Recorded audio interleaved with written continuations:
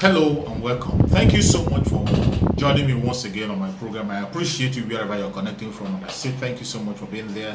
Wherever you're connecting from, if you're joining me from Africa, Asia, America, or Europe, I appreciate you. Please, if you have not subscribed to my channel, kindly subscribe to the channel.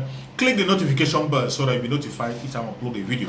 You will be among the first to receive it, and you know what is going on around the world, more especially Africa, Nigeria to be precise. And today, I'm going to talk about the issue of Nigeria. I have to talk about the issue of Nigeria because this is something that concerns me. My own area, which is the Biafra land, is in occupation by the Nigerian state. Nigerian state is occupying Biafra land, and whatever happens in Nigeria affects us Biafra. That is why we talk about the issue when it happens. Today, I want to discuss about the issue of Nigeria being a terrorist government. Most of the time when people say Nigeria is a terrorist government, you see people going on comment section to attack you, to say that you don't know what you're saying, or people asking you for proof. But every now and again, we'll continue to see why we say that Nigeria is a terrorist government. Nigerian government is a terrorist government.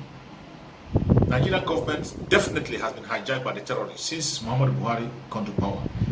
If you trace the life of Muhammadu Buhari before he got to the power the second time, you find out that all the while, Muhammadu Buhari had been defending Boko Haram, fighting for Boko Haram, and he was even challenging Goodluck Jonathan when Goodluck Jonathan was in power, asking Goodluck Jonathan to step down on the attack of Boko Haram, that any attack against Boko Haram is an attack against the North.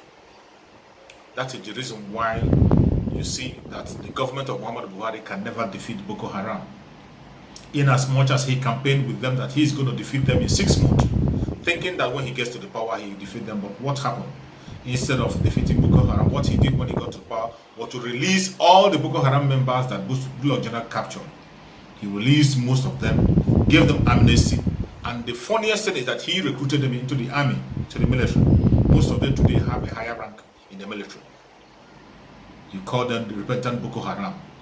You think a terrorist will just repent and then join your military and be watching you killing his fellow terrorists? What a disgrace of a country. We are talking of that one, but the one that touches everybody is the recent one. The recent one that happened, Issa Pantami. Issa Pantami, who we know is a terrorist. It doesn't matter how you try to paint it. It doesn't matter how you try to put it. Issa Pantami, who has been made a minister in this very government of Muhammadu Buhari, is a terrorist. Information has come. The way he planned to terminate a governor in Kaduna State. Information have come. The way he was an apologist to the terrorists. The way he was encouraging Boko Haram and supporting them. The way he supported Al-Qaeda. The way he supported the attack on the US. Every terror attack against people, he supports it and calls it jihad. He praises jihad all the time. Information was also released where he wrote about Nigerian government, where he was saying that Nigeria is supposed to be a Muslim country, that he is hoping for a day when the whole pictures in the money of Nigeria will be removed and be replaced with Islam. He's looking for a day when Nigerian government will no longer be secular, it will just be Islam alone, and the infidels will be destroyed. In most of his previous recordings that was released, he was always talking about killing the infidels, taking the life of the infidels who are non-Muslims. This has been his whole aim and objective right from time. And all of a sudden, we wake up to see that this very man has been made a minister in this very government of Muhammadu Buhari. People started coming, information started coming. The DSS also had information about this guy, but yet he was given a minister. The most shameful thing is that the so-called presidency came out to defend him, telling us that he has repented. Standing with him and telling us that he has repented. A terrorist. Telling us that we are unforgiving. Why are we asking that this man should step down when the man have already apologized? These were the same people who removed Onoge. The Chief Justice of the Federation. Removed him for no reason whatsoever. For no just cause, they removed him. Now they are preaching forgiveness, telling us that a terrorist have repented and we should forgive a terrorist. This is the reason why the Nigerian government can never defeat Boko Haram. The innocent soldiers who are fighting diligently to save country to save the citizens of Nigeria, the indigenous people of Nigeria, are being killed by the terrorists. They are sent into the war front in a front where a terrorist will be their leader. They lead them into their death. They are under-equipped. Their information is compromised. If you are a Christian or a friend from the south and you are serving in the military, you are just risking your life. You can die at any minute. If they see you are performing very well, they take away your life. Remember the lady that was killed. The lady from the southwest that was killed, who was who drive the jet fighter. She was killed for no just cause. They told us that a friend of hers killed her while she was working in the barracks. What an explanation. And the funniest thing is that whenever they bring all those flimsy excuses, the Nigerian masses accept it and they swallow it. How do you think it will get better? It can never get better. It can never get better. It is obvious and very clear the government of Muhammadu Buhari is a terrorist government. The government of Nigeria has been hijacked. It is a pity that the world sees all this and they kept silent. The world sees all this and they kept silent, and they are still relating to this very country, borrowing them money and giving them equipment to fight against innocent people. Today, most of the states in the north has been occupied by terrorists. Boko Haram have captured most of the states in the north and they are flying their flags over there. The government is doing nothing about it. Instead, they will send the soldiers under-equipped without equipment to go and die unnecessarily. But where they focus their attention is in the occupation of land in the south. They face their attention in the occupation of the land in the south.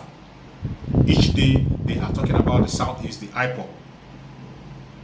They have succeeded in calling IPOB a terrorist organization. You call them a terrorist organization, but recently the UK has given them asylum. All the persecuted IPOB members given asylum. If they are terrorists, do you think the UK will give them an asylum? You give them a bad name so that you can kill them. The southeast, which is the most peaceful place in Nigeria, the most peaceful place in Nigeria, the most peaceful place you can think of in that very contraption called Nigeria. But yet, that is where you get the highest number of military attacks. You see military patrol, you see military checkpoints everywhere. The south is making life miserable for people. What do? They don't secure the people, they kill the people, they stop money from them on a daily basis and make sure that they don't survive. They make life unbearable for people in the southeast. It is so sad. It is so sad that some people are not seeing this. And the major problem are the politicians. The politicians for the south are the major problem. They seem not to be seeing what is happening. Or either they are being compromised because of what they have seem to benefit for themselves. Greed. The greediness of a black man does not make the politicians in the south to know what is going on. They actually know what is going on, but they don't care. All they care is about their own family, about their pocket, about their fame. In the whole of the insecurity and the life being lost in Nigeria, people are still preparing for 2023 election, hoping to campaign, preparing individually on election in a country which is not working, in a country that is being ruled by a terrorist. Instead of you looking for a solution to maintain peace, instead of you looking for a solution to save life, you don't. All they do is to talk about their political career, a dead political career, a wicked political career that subjugates your people and make your people impoverished. What have we done wrong? What has the indigenous people of Nigeria done wrong? What have they done wrong? You do not want people to practice their religion peacefully. You do not want people to leave you and go their separate ways so that you can practice what you want to practice. What do you want from the indigenous people of Nigeria? You do not want the IPOB, you do not want the Igbos, the Biafrans, you don't want Biafrans, and you do not want them to go. You don't want them to be in Nigeria and practice their religion, practice what they want to practice, yet they want to leave the country, you don't want them to leave the country. What kind of wickedness is this? And how can you encourage someone to be living in a country where the terrorists are in charge of the government? A government that sympathizes with terrorists, a government that is being ruled by terrorists, a government where terrorists have an appointment, where terrorists dialogue in the security issues. we see every now and again the government paying ransom to the terrorists that have been renamed and call them bandits. They rename terrorists, call them bandits, and they pay ransom to them on a daily basis. They go and negotiate with the terrorists on a daily basis. The so-called president, the man who is there, who is claiming to be Buhari, came out and said any man with AK-47 should be brought down. Shegumi went and began to negotiate with these terrorists. He knows where they are. They are still there. We have never had one day that their camp was invaded. We never had one day that a Fulani herdsman with an AK-47 was killed, arrested, or captured. Up to date, they are still holding their AK-47. They are still kidnapping till date.